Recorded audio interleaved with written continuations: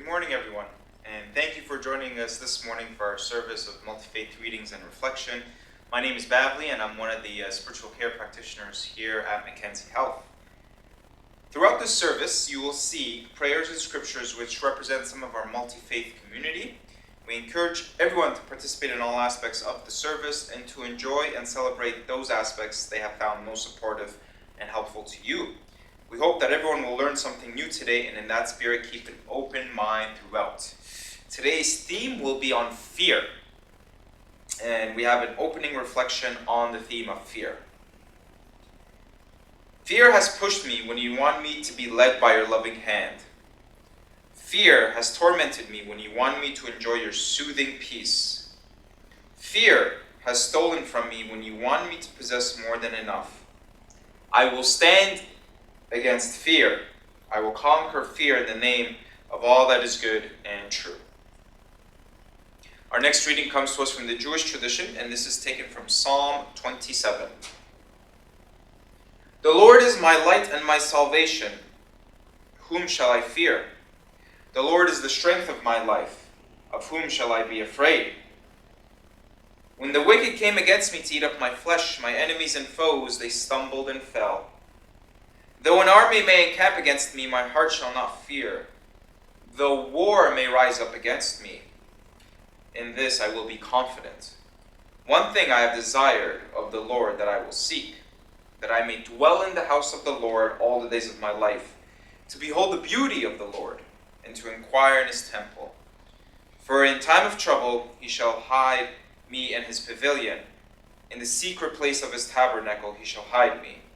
He shall set me high upon a rock. And now my head shall be lifted up above my enemies all around me. Therefore I will offer sacrifices of joy in his tabernacle. I will sing, yes, I will sing praises to the Lord. Our next reading comes to us from the Christian tradition, and this is taken from the first book of John. And we have known and believed the love that God has for us. God is love, and he who abides in love abides in God, and God in him. Love has been perfected among us in this, that we may have boldness in the day of judgment, because as he is, so are we in this world. There is no fear in love, but perfect love casts out fear, because fear involves torment. But he who fears has not been made perfect in love. We love him because he first loved us. Our next reading comes to us from the Islamic tradition, and this is taken from Imam Abu Hamid al-Ghazali.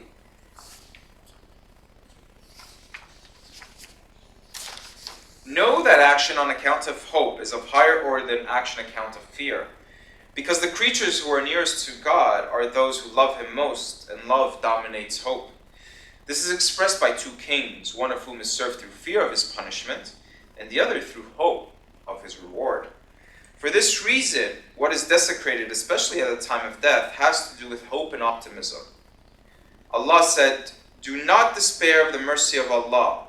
Thus he prescribed the root of despair. And in the traditions about Jacob, Allah revealed, saying to him, "Do you know why I parted Joseph from you? It was because you said, 'I am afraid that the wolf will eat him,' while you are neglectful of him. Why do you fear the wolf and not hope in me?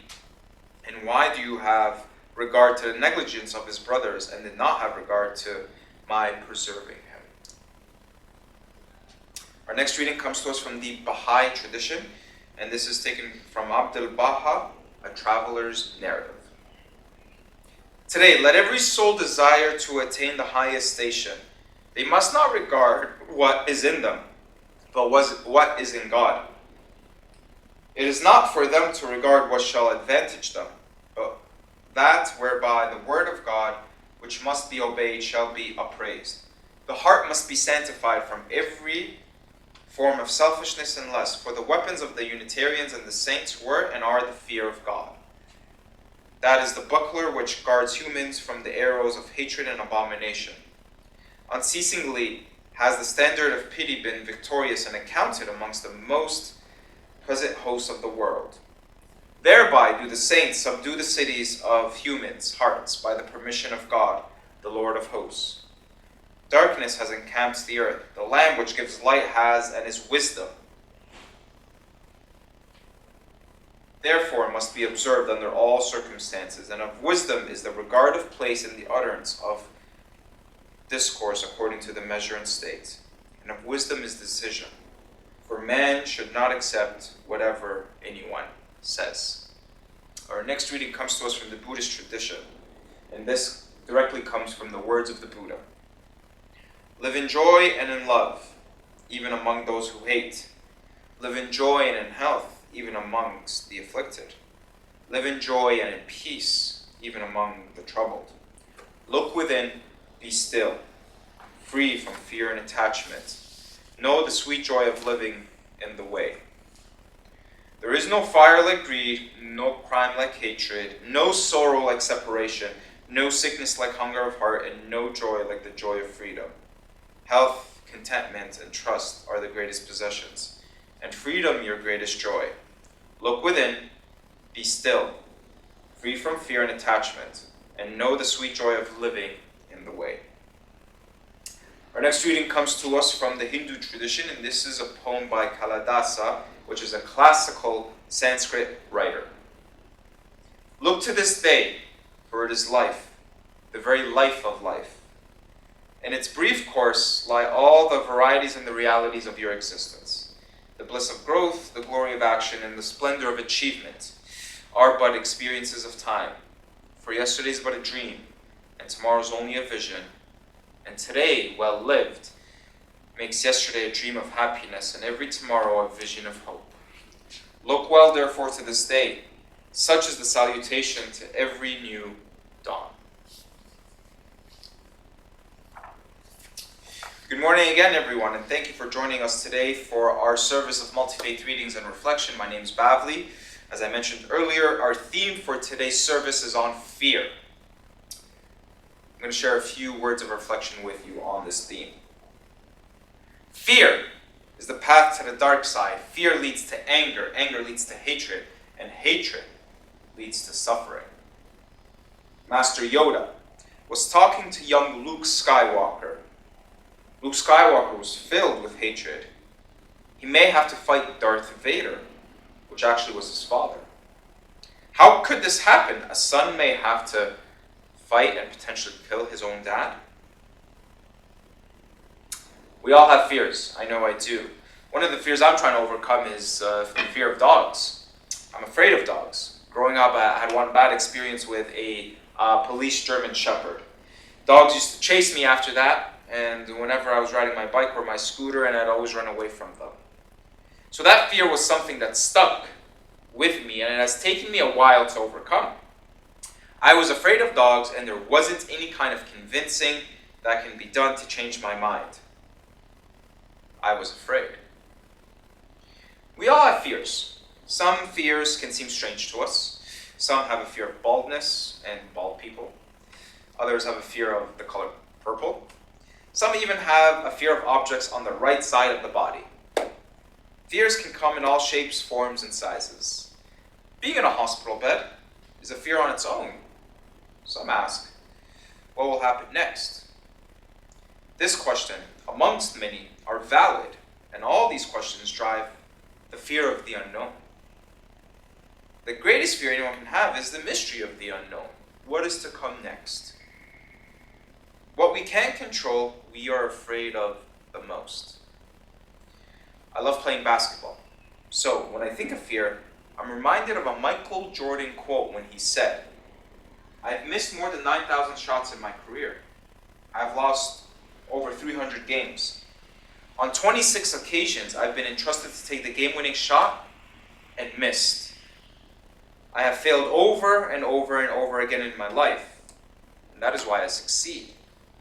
The greatest basketball player of all time, arguably the greatest athlete of all time, was a constant failure. He got cut from his high school team twice before finally making it the third time. He failed before he got to the point that he got to. We all have failed. And because of our failures, we become afraid of the unknown. Some have taken failure and used it as motivation, as Michael Jordan did. Others take fear and use it to inflict pain on others. Just look outside into the world today and see what's happening. In all conflicts between groups, there are three elements that play out. 1.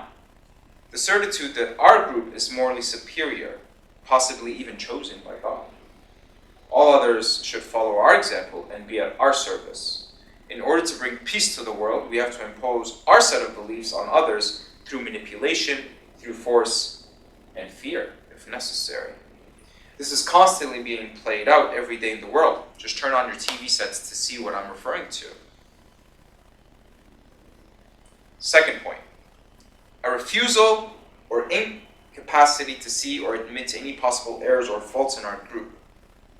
The undeniable nature of our own goodness makes us think we are infallible. There can be no wrong in us. And the third point is a refusal to believe that any other group possesses truth or can contribute anything of value. At best, others may be regarded as ignorant, unenlightened, and possessing only half-truths, and at worst, they are seen as destructive, dangerous, possessed by evil spirits, and they need to be overpowered for the good of humanity.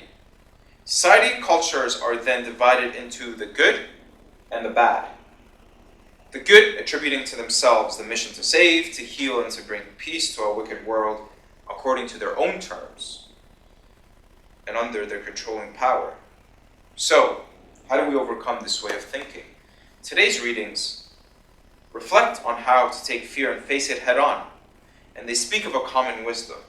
The Jewish reading speaks about the beauty we find in companionship when it says that I may dwell in the house of the Lord all the days of my life, and to behold the beauty and to inquire in his temple. The Christian reading points to a unity found in love when it says there is no fear in love, but perfect love casts out fear, because fear involves torment. But he who fears has not been made perfect in love. We love him because he first loved us. The Baha'i reading asks us to cleanse ourselves from selfishness when it says, the heart must be sanctified from every form of selfishness and lust, for the weapons of the Unitarians and the saints were and are the fear of God. And lastly, the Islamic reading teaches us that no matter the situation, hope will always be present in our life when it says, know that action on account of hope is of higher order than action on account of fear, because the creatures who are nearest to God are those who love him most, and love dominates hope. These readings point to a common theme, which is beauty and goodness found in our common humanity, which gives us the strength and the ability to overcome our fears. It is in acknowledging fears and our shortcomings that we realize we have the power to change the world. I'm reminded of a Marianne Williamson quote on fear when she says, our deepest fear is not that we are inadequate. Our deepest fear is that we are powerful beyond measure. It is our light, not our darkness, that most frightens us. We ask ourselves, who am I to be brilliant, gorgeous, talented, and fabulous? Actually, who are you not to be? You are a child of God. Your playing small does not serve the world. There's nothing enlightened about shrinking so that other people won't feel insecure around you. We were born to make manifest the glory of God that is within us. It is not just in some of us, it's in everyone. And as we let our own light shine, we unconsciously give other people permission to do the same. As we are liberated from our own fear, our presence automatically liberates others. As we overcome our fears, we allow others to overcome their own fears. Acknowledging our fears gives us a way to shine. The Buddhist reading sums it up when it says, live in joy and love even amongst those who hate. Live in joy and health even amongst the afflicted. And live in joy and in peace even amongst the troubled. A patient once told me that their greatest fear is not dying, but their greatest fear is that they have not lived a life that can be reflected through their memories of their loved ones. So as I begin to overcome my fear of dogs, slowly but surely, may you gain strength and courage to overcome your fears through all that is good and beautiful surrounding you. Now we'll have a concluding reflection, and this is a quote from the Buddhist monk Thich Nhat Hanh. Fear keeps us focused on the past or worried about the future. If we can acknowledge our fear, we can realize that right now we are okay. Right now, today, we are still alive, and our bodies are working marvelously. Our eyes can still see the beautiful sky, and our ears can still hear the voices of our loved ones. Be the change you want to see in the world. We are what we think. All that we are arises within our thoughts. With our thoughts, we make our world.